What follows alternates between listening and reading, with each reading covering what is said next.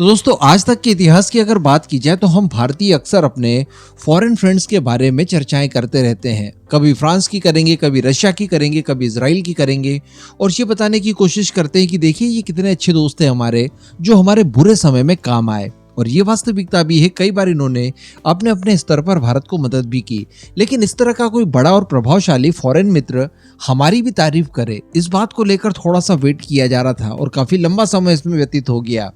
लेकिन अब finally Russia द्वारा, जो कि हमारा एक्चुअली सबसे पुराना दोस्त है, उसके द्वारा भारत की तारीफें की गई है। और इस तारीफ के लिए भारत एक्चुअली डिजर्व भी करता है और बहुत बड़े स्केल पर उन्होंने तारीफ, और जिस स्केल पर उन्होंने भारत की तारीफ की है उसमें आपको ये प्रतीत होगा कि भारत की छवि एक्चुअली दबंग वगैरह टाइप की कुछ होने लगी है। तो चलिए आगे डिस्कस करते हैं और किस परमाणु टेक्नोलॉजी को रशिया भारत को सौंपने जा रहा है, किसके लिए ऑफर दिया है, इसके बारे में भी जान लेते हैं। आप बस खंडवा डिफेंस फैक्ट को सब्सक्राइब जरूर कर दीजिएगा। तो दोस्तों रशिया के सोची में वर्ल्ड यूथ फोरम चल रहा है, जहाँ पर रशिया के विदेश मंत्री सर्गेई लावरोव भी पहुंचे थे और उन्होंने वहां पर अपने विचार व्यक्त किए। जब उनसे भारत के बारे में पूछा गया कि रशिया यूक्रेन वॉर के दौरान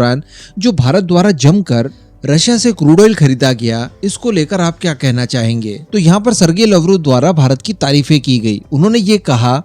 कि परेशानी के समय भारत द्वारा जो रशिया से क्रूड ऑयल खरीदा गया, ये हमारे लिए एक गरिमा की बात है। इसके बाद इन्होंने सीधे सीधे शब्दों में डॉक्टर एस जयशंकर, जो कि भारत के विदेश मंत्री है, उन्हें अपना दोस्त बताया और उनकी स्पेशली तारीफ करते हुए ये कहा कि जब पश्चिमी देशों द्वारा रशिया से क्रूड ऑयल भारत क्यों खरीद रहा है, इस बात को लेकर दबाव बनाया गया। उस दौरान डॉक्टर एस जयशंकर ने जमकर इन पश्चिमी देशों की न केवल धुलाई की, बल्कि इन्हें यहाँ तक कह दिया कि यार आप अपने काम से काम रखिए, आप अपने काम को देखिए, हम कहाँ से क्रूड ऑयल वगैरह खरीद रहे हैं इस बात पर आप ध्यान न दीजिए, और अगर आप दे भी रहे हैं तो आप पहले अपने गिरेबान में झांक कर देखिए कि आप रशिया से कितना क्रूड ऑयल खरीद रहे हैं। आप सभी को याद होगा जब 2+2 के डायलॉग में डॉक्टर जयशंकर अमेरिका पहुंचे थे तो वहां पर भी इस मुद्दे को उठाया गया था। उस समय डॉक्टर जयशंकर ने ये कहा था कि भाई हम तो जितना एक महीने में क्रूड ऑयल खरीदते हैं रशिया से, उतना तो आप दोपहर तक खरीद लेते हैं। तो इस तरह के जो दबंगई वाले जवाब डॉक्टर जयशंकर ने पश्चिमी देशों को दिए हैं, जिससे कि भारत की डिप्लोमेसी को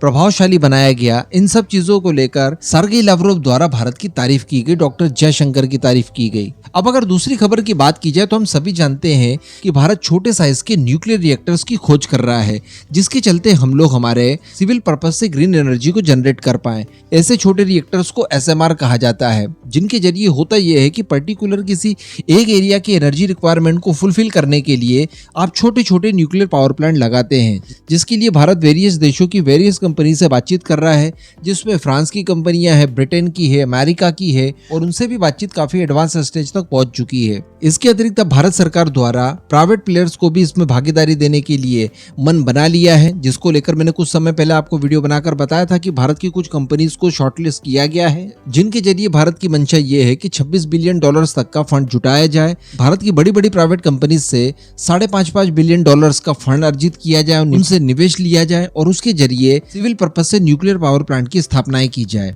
अब इसको लेकर बताया जा रहा है कि रशिया द्वारा भारत को ऑफर किया गया है और बताया जा रहा है कि इसी के तहत रशिया द्वारा अपनी IRTM-200 इस सीरीज के छोटे मॉड्यूलर रिएक्टर, जिन्हें SMR कहा जाता है, इसकी टेक्नोलॉजी भारत को सौंपने के लिए ऑफर किया है। और बताया जा रहा है कि इस टेक्नोलॉजी के आधार पर जब आप छोटे न्यूक्लियर रिएक्टर तैयार करेंगे तो ये आपको कम से कम 350 मेगावाट तक की एनर्जी जनरेट करके देंगे। साइज में काफी छोटे होते हैं, कॉम्पैक्ट होते हैं, और जो कन्वेंशनल बड़े साइज के न्यूक्लियर रिएक्टर्स होते हैं उनकी तुलना में इनकी स्थापना वगैरह और इनका निर्माण कार्य काफी जल्दी और काफी आसानी से हो जाता है। तो ये ऑफर वो है जिसके लिए भारत काफी लंबे समय से वेट कर रहा था। अब खैर देखने वाली बात यहाँ पर ये रहेगी कि क्या इस बीच किसी दूसरे देश से भी इस तरह के ऑफर्स हमें आते हैं, क्योंकि बताया जाता है कि इस तरह के छोटे रिएक्टर्स बनाने के मामले में फ्रांसीसी कंपनियां काफी ज्यादा अग्रणी मानी जाती है और उनसे इस समय हमारी बातचीत चल भी रही है। लेकिन ये काफी अच्छी बात है कि रशिया द्वारा ये आगे से ऑफर कर दिया गया है। इसके चलते होगा ये कि कंपटीशन थोड़ा सा बढ़ेगा